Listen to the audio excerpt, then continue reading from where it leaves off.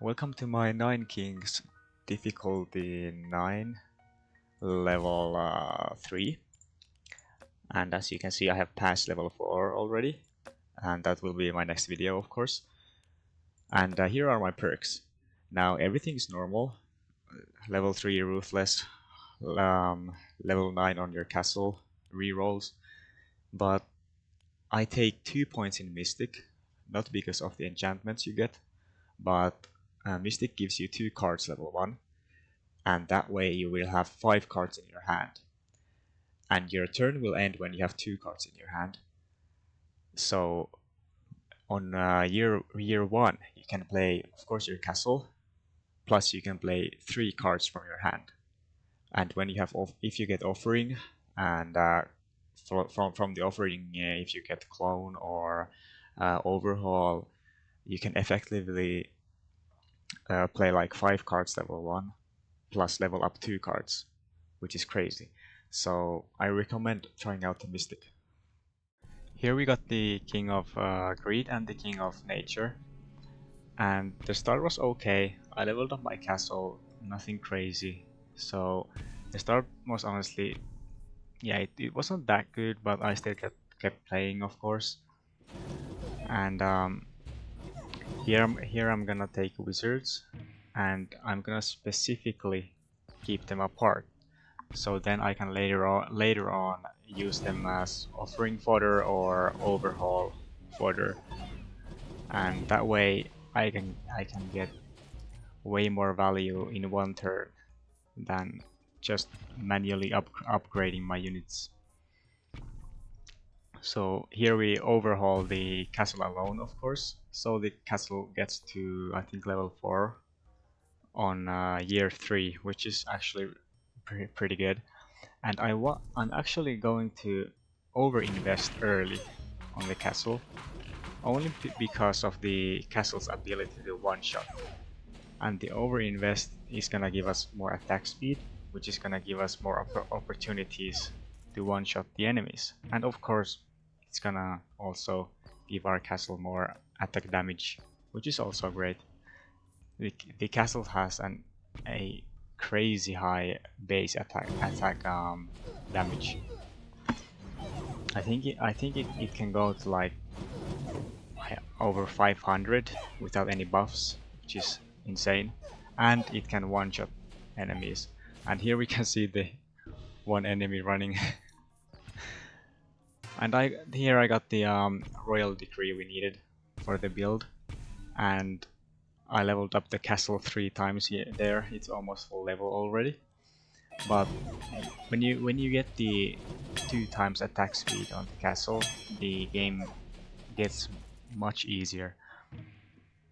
I think with this build, the hardest years are the years before the royal decree.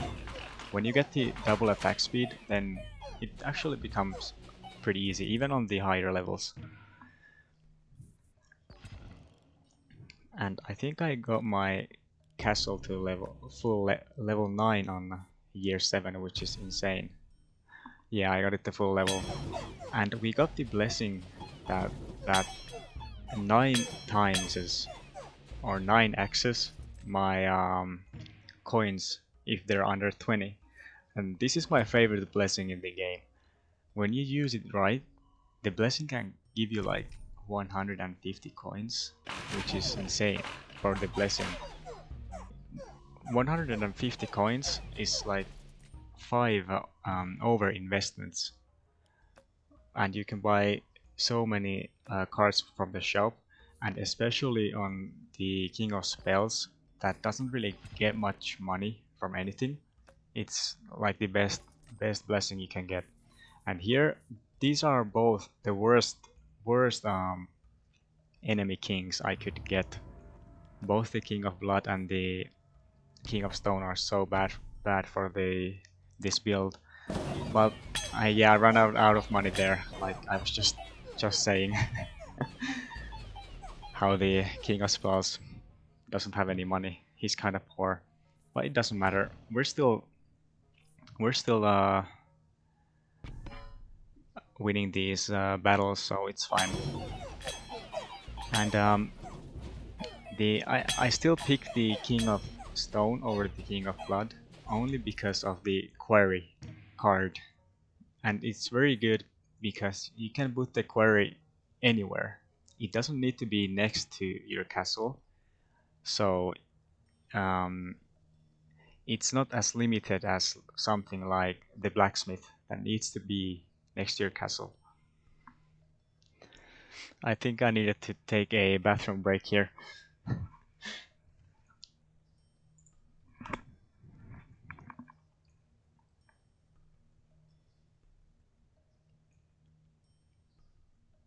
And then I just picked the Thieves, because Thieves are amazing with the King of Spells, because Thieves teleport behind the enemies, which makes the enemies run backwards, and that way the Thieves give your castle more, like a second or two more time to use its ability.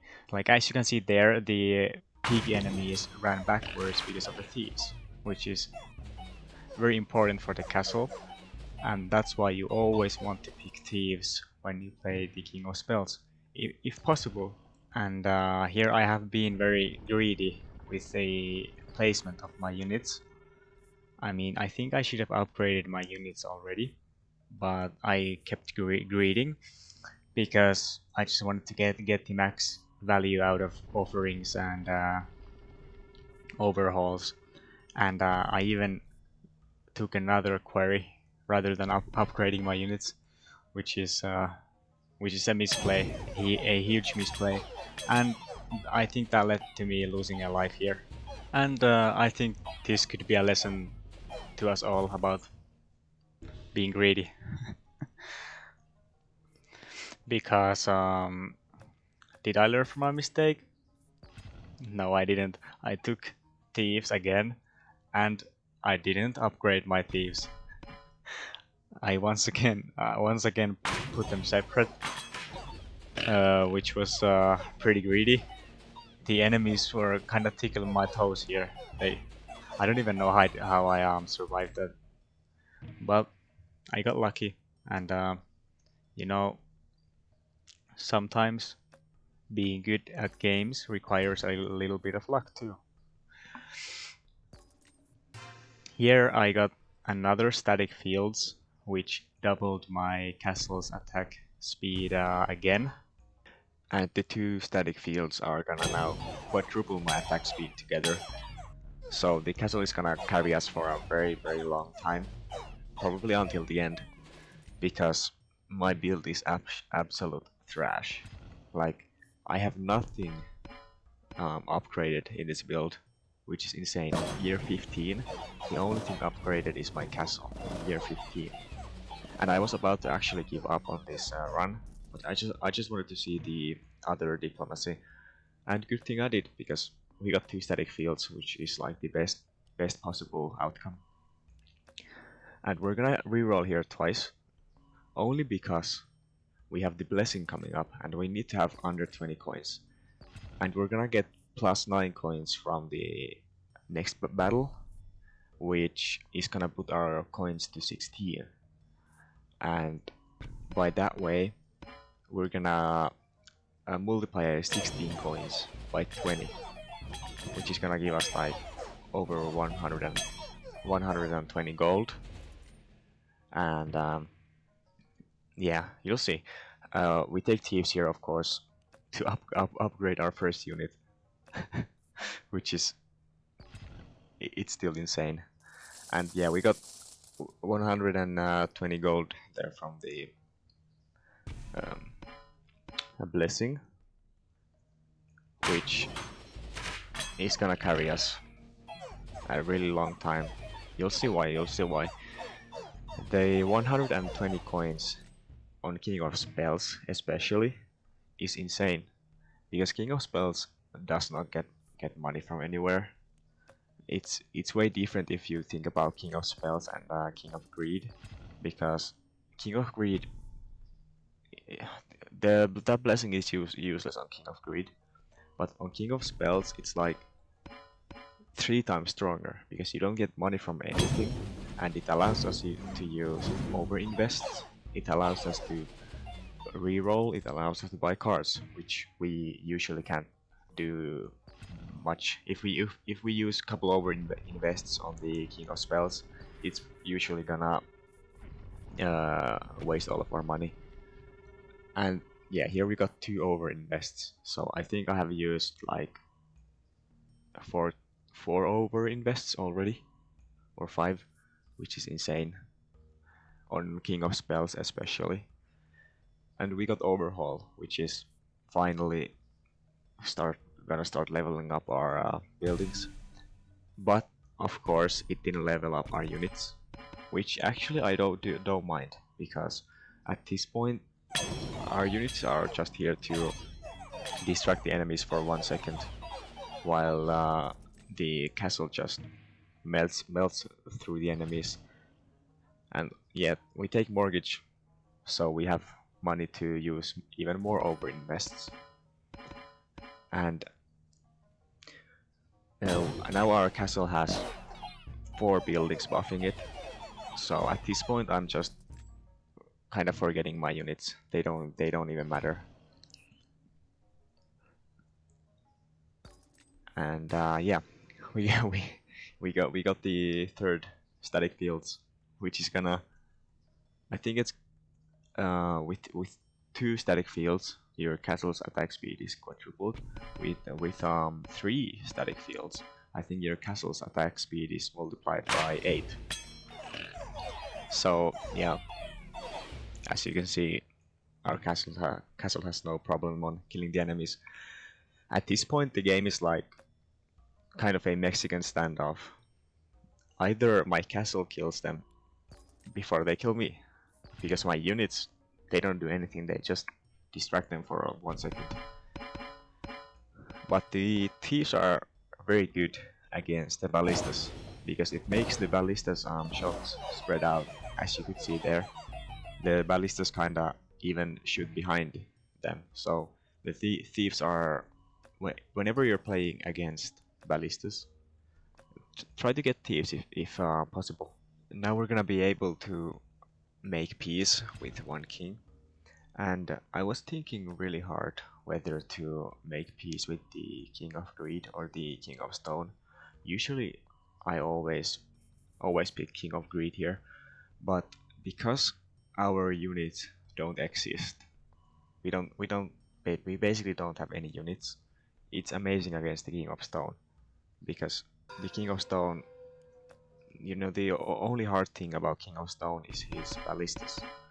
And first of all, our Thieves are gonna kinda counter the ballistas, while we don't have any units for the ballistas to even shoot through. So its piercing shot doesn't really do anything here. Now we're just looking to get anything that makes our castle stronger, because our units don't exist. So here we get an overinvestment, which is it's the best thing we could get right now. And here I changed the settings so I could see how much damage my castle is doing during the battle, because it was getting so insane. And yeah, we're gonna offering the cauldron and get another overinvestment. So this is like my seventh overinvestment or something, which is insane on the King of Spells, especially because the King of Spells usually doesn't have much money. So the blessing is really snowballing for a long time. The blessing basically allows us to use like 4 overinvestments alone, which is huge, of course. And the most important thing about the overinvestment is the attack speed. You know, every time we use overinvestment, we get more attack speed, and the next overinvestment also is gonna be stronger. So the more overinvests we use, the stronger each overinvest is gonna be. Right now we have 23 attack speed when we when our castle starts from 0.7 attack speed at the start.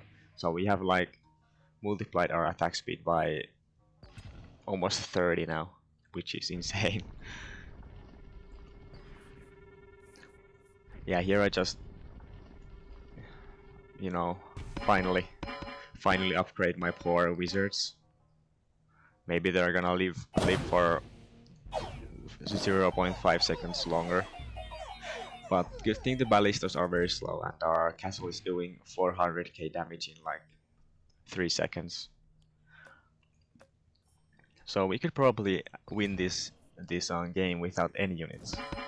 That would have been fun too, and insane. And yeah, the King of Greed is actually like the harder enemy here, because the units are fast and they have a lot of HP. And we got the 4th static fields. I've never even seen 4 static fields, so I mean our castle is just, it's like, it couldn't be better. It's kind of a dream game. We got the money blessing with like 7 overinvestments with 4 static fields, and our castle has 60 attacks per second. And yeah, you can see what 60 attacks per second means there. And yeah, we're just gonna upgrade our castle. Nothing else matters anymore. But I think with a star build this crazy, like, you could win against the harder levels easily too. But you know, this build is like 1 in I don't know how many. It's pretty crazy. And we got another overinvestment, and procreates are actually pretty good here, because it allows us to get more units in numbers. We don't really care about stronger units, but more units is also always good, because for example ballistas, if they miss 1 unit, they're gonna have to stand still for like 0.5 seconds to shoot again. So more units is always good, but upgraded units doesn't really matter here. And our castle did almost 1,000,000 damage there in like 5 seconds. And yeah, we're kinda just gonna make the King of Nature look like a fool here. And we got 3. Of course we have 3 overinvests. Why wouldn't we? And with the mortgage that we saved up from earlier, we can use all 3. So yeah, it's going like, it's kind of the perfect game for the castle build here. And later on I'm gonna show you how much attack speed our castle has. Let's first melt through this boss. Look, our castle kind of soloed the whole boss. Can't make this up. Yeah, so let's see how much attack speed our castle has here. We have 4 static fields, and yeah, we beat the King 3, and we have 134 attack speed with 4 static fields. So yeah, I don't think I'm ever gonna see a castle run like this ever again. And thank you for watching.